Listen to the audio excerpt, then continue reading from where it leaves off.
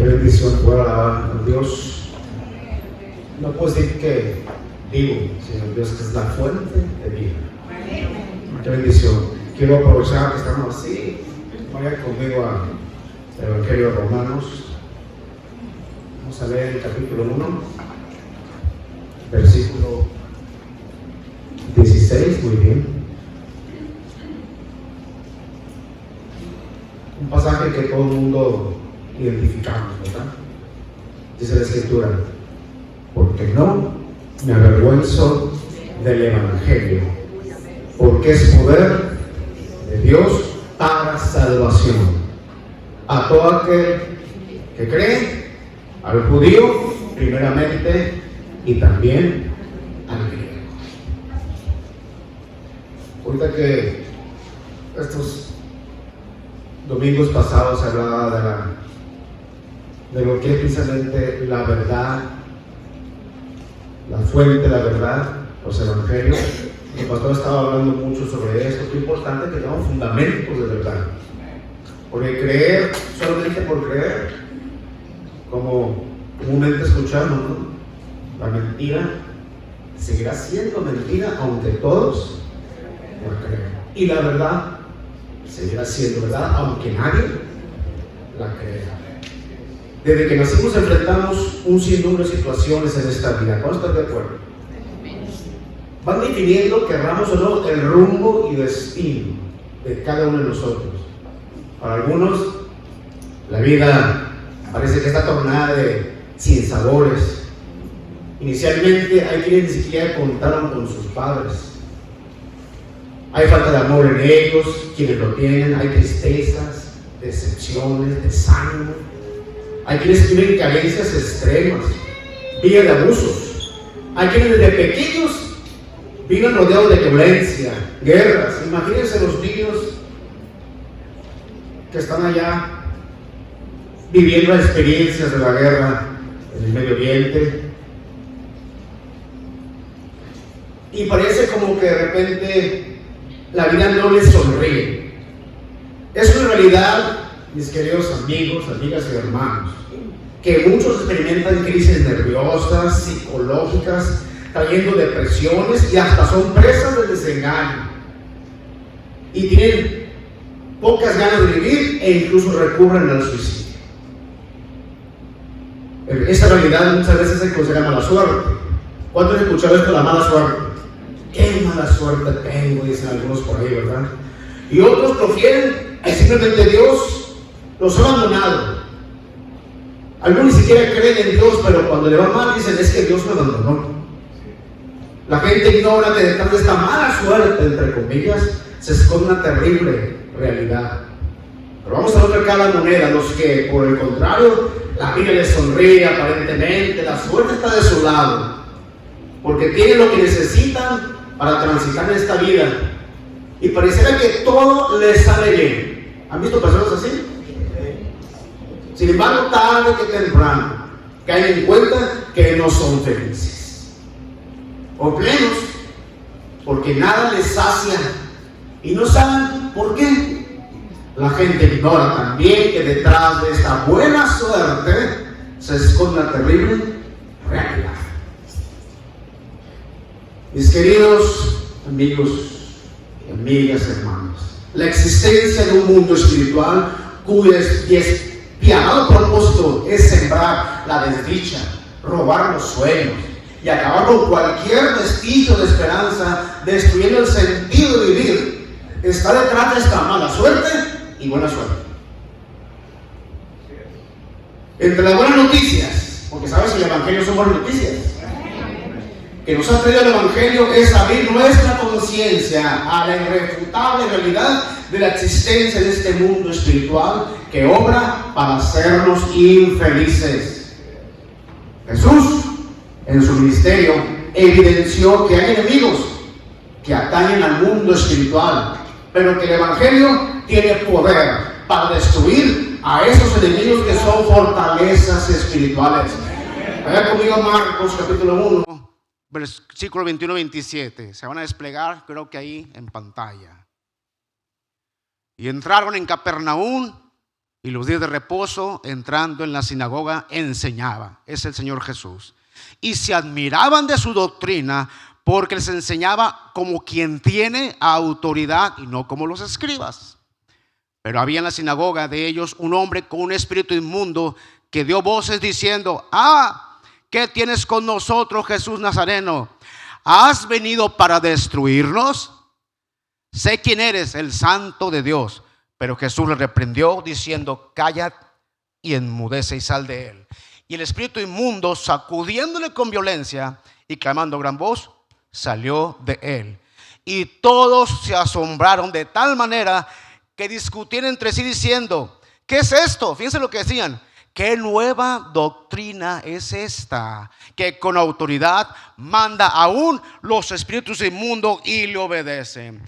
Jesús con todo eso estaba ratificando lo que ya había manifestado al inicio de su ministerio.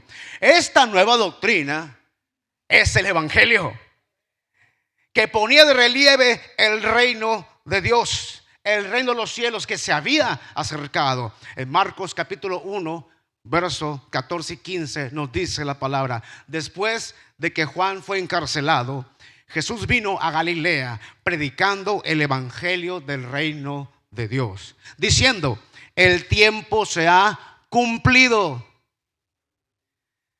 y el reino de Dios se ha acercado. Arrepentíos y creed en el evangelio. Aquí el asunto es que el reino se había acercado, pero había que arrepentirse y creer. Aunque las buenas noticias lleguen, muchos no las creen. Aquí es necesario creer. En Mateo 4, 16 y 17 dice la palabra: el pueblo asentado en tinieblas vio gran luz, y a los asentados en región de sombra de muerte, luz les resplandeció. Desde entonces Jesús comenzó a predicar y a decir: arrepentíos porque el reino de los cielos se ha acercado. Este es el evangelio que puede combatir contra las fuerzas de oscuridad. En ambos pasajes que acabamos de leer podemos contemplar que Jesús venía previamente de tener un encuentro con el príncipe de este mundo. Ambos pasajes son posteriores al tiempo que Jesús fue tentado por Satanás.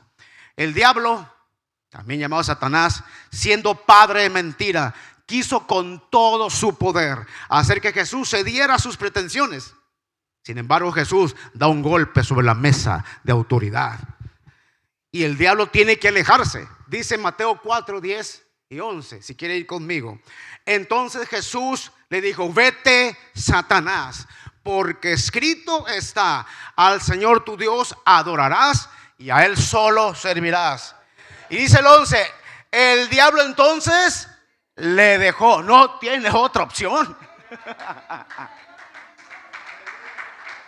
Estaba acostumbrado a hacer y deshacer como bien le convenía, pero aquí no tiene otra opción, porque está llegando la personificación del evangelio. Y aquí vinieron ángeles, dice, y le servían. Yo creo que más le dolió al diablo ahí, ¿no? Venían los ángeles y le servían. Entre las grandes buenas noticias del evangelio hay esperanza para el que no tiene esperanza por causa de este mundo espiritual que lo agobia y que obra en nuestra contra. Dice Juan 10:10: el ladrón no viene, como diciendo, no creas que viene para otra cosa. No viene sino para hurtar, matar y destruir. Yo he venido para que tengan vida y para que la tengan en abundancia. Es el aquí y el ahora, no solamente la vida eterna que todos tenemos la esperanza cuando dejemos este mundo. Por esa gente pues no le va bien muchas veces, no saben que hay esperanza también para el tiempo de aquí y ahora. Dice Salmo 37, versos 4 y 5. Dice: deleítate a sí mismo en Jehová, o sea, en este evangelio. Deleítate a sí mismo en el Señor, y Él dice: te concederá las peticiones de tu corazón. Encomienda al Señor tu camino, confía en Él y Él hará. Este es el evangelio. Dice la escritura en 1 de Juan capítulo 3 verso 8: el que practica el pecado es del diablo, porque el diablo dice, no esperes nada bueno de él, peca desde el principio. Pero ¿para qué crees que apareció el Hijo de Dios? Para deshacer las obras del diablo. ¡Qué privilegio tenemos! ¡Qué bendición! Este es el Evangelio. El Evangelio nos revela que la infelicidad es consecuencia, además de este primer enemigo del mundo espiritual, de Satanás, hay un segundo enemigo que venimos arrastrando en nuestro propio ser, y es el pecado. Sin el Evangelio permanece la ignorancia sobre el pecado. Quien no tiene el Evangelio, seguimos en la ignorancia en el pecado. ¿Cuántos están de acuerdo? Pues son las buenas noticias, que nos descubran una conciencia de que somos pecadores. Dice Proverbios 14:9, porque a veces cuando hablamos de esto, la gente allá afuera como que se mofa, no, ay, qué pecado va a ser, no pasa nada. Se dice que Proverbios 14:9, los necios se mofan del pecado, mas entre los rectos hay buena voluntad. Así que no te sientas mal porque allá se ríen o se burlan. Ellos no saben, es la ignorancia, vive en oscuridad. Dice Salmo 25, verso 8, bueno y recto es Jehová, por tanto Él enseñará a los pecadores el camino. Así que, Señor, acepto que soy pecador porque ocupo que me enseñes el camino. Pero a los pecadores, la gente allá afuera se cree que está ausente de pecado. Y así le pasó a la que iban a apedrear, ¿se acuerdan? La mujer adúltera. Pero Jesús se los comió un bocado. El que esté libre de pecado, arroje la primera piedra. Todos somos pecadores. Dice Juan 8:34 al 36. Jesús le respondió, de cierto os digo, que todo aquel que hace pecado, esclavo es del pecado. Y el esclavo no queda en la casa para siempre. El Hijo sí queda para siempre. Así que, si el Hijo os libertare, seréis verdaderamente libres. El pecado no solamente trae infelicidad y mala aventura, sino que es causante de lo que la humanidad más teme. ¿Sabes qué es? La muerte. Tiembla. Es la realidad, la cruda, lamentable, vergonzosa, cruenta realidad. Y esta trasciende más allá de nuestro tiempo y nuestro espacio. No solamente es la muerte que todo mundo está acostumbrado a contemplar aquí. El Evangelio nos revela la realidad de un tercer enemigo, la muerte. Pero también nos revela que Jesús quiebra su poder. Romanos 6:23 nos dice, porque la paga del pecado es muerte, mas la dádiva, el regalo de Dios es vida eterna en Cristo Jesús, Señor nuestro. Pero la clave es que sea Señor nuestro, que le hayamos dado nuestras vidas para que Él tenga el control de ellas. Hebreos 9:27 nos dice crudamente, y de la manera que está establecido para los hombres que mueran una sola vez, y después de esto el juicio. Esta muerte trasciende más allá del tiempo y del espacio. Pero qué tristeza levantarse después de que hayamos muerto y que nos espere un juicio terrible. Pero para eso ha llegado el Evangelio. Dice Romanos 3:23, nadie está exento por cuanto todos pecaron, están destituidos de la gloria de Dios. No hay muerte más tremenda que estar separado, muerte, separación de su gloria. Pregúntenle a Nicodemo, que siendo maestro de Israel no podía ver. El reino estaba separado, porque es necesario que también viniera él la realidad del privilegio del Evangelio a su vida y nacer de nuevo. El Evangelio nos invita, pero es una invitación expresa por su poder, no por ti ni por mí. Dice la palabra en Juan 8:23 y 24. Y les dijo, vosotros sois de abajo, yo soy de arriba. Vosotros sois de este mundo, yo no soy de este mundo. Este Evangelio es extraterrestre. Por eso os dije que moriréis en vuestros pecados, porque si no creéis que yo soy en vuestros pecados moriréis. Él es la solución para nuestras vidas. No hay otro. En ningún otro hay salvación. No hay otro nombre dado a los hombres debajo del cielo en que podamos ser salvos. Oh, creer en Jesucristo, mis hermanos, es la razón del evangelio. Porque nuestros enemigos caen derrotados por el poder más grande que existe. Jesucristo es el poder, pero Jesucristo es amor. Su poder, su arma más poderosa fue el amor. Dice Juan 3:16, de tal manera usó la arma más poderosa, que es el amor. Amó Dios al mundo, que ha dado a su Hijo unigénito, para que todo aquel que en él cree no se pierda, mas tenga vida eterna. Romanos 5:8. Mas Dios muestra, Él lo muestra, Él no lo habla, lo muestra. Dice, ay, cómo te quiero, dicen las parejas, ¿no? Pero no lo muestras. Dice la mamá, ¿cómo te quiero? Es el hijo de mis entrañas. Pues sí, yo sé, ¿no? Pero parece que no fuera así. Pero Dios muestra su amor para con nosotros, con evidencias, en que siendo aún pecadores, esto es súper importante. Si acaso tú tratas bien a alguien que te trató bien, un pariente, aquí no, aquellos que lo traspasaron, aquellos que lo crucificaron, dice que aún así Dios muestra su amor para con nosotros, que siendo aún pecadores, Cristo murió por nosotros. Y 2 Timoteo capítulo 1 verso 9, quien nos salvó, subráyalo, y llamó con llamamiento santo, no conforme a nuestras obras. Que si hubiera fijado lo que estamos tú y yo haciendo y de ahí se hubiera anclado, nunca nos salva. No se fijó, se dio cuenta que éramos polvo, inservibles, inútiles. Ay, qué duro el hermano Claudio. No, vete a Romanos. No hay justo ni aún uno. Capítulo 3, ve el 10 ahí si quieres. No hay bueno ni aún ni siquiera uno. Todas a una se desviaron y se hicieron inútiles. Dile enseguida que inútil y no te sientas mal. No por nuestras obras nos salvó, sino según el propósito suyo y la gracia que nos fue dada en Cristo Jesús antes de los tiempos de los siglos. Es decir, ni siquiera tenemos uso, razón de conciencia, ni siquiera este mundo se había creado. Pero bien dice Colosenses 1:16 que todo fue creado por Él y para Él, sean tronos, principados, sea visible o invisible, todo fue creado por Él y para Él. Así que antes de los siglos, Él ya nos había apartado.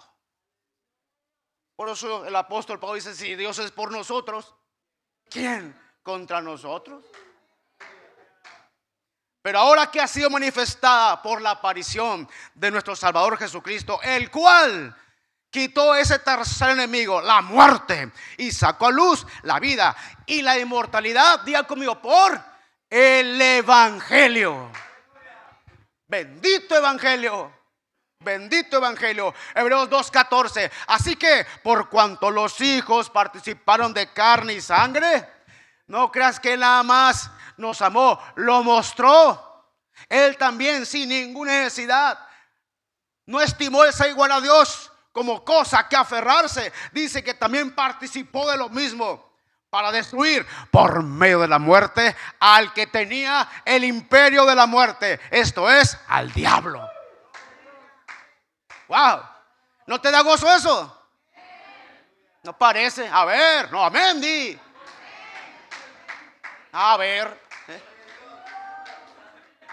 1 Corintios 15:51-55, porque el Evangelio trae noticias de esperanza, una vida sin límites después de esta vida terrenal. Dice, he aquí os digo un misterio. No todos dormiremos, pero todos seremos transformados en un momento, en un abrir y cerrar de ojos, a la final trompeta, porque se tocará la trompeta. O sea, que no te quepa la menor duda, la trompeta se va a tocar, aunque nadie lo crea. y los muertos serán resucitados incorruptibles y nosotros seremos transformados.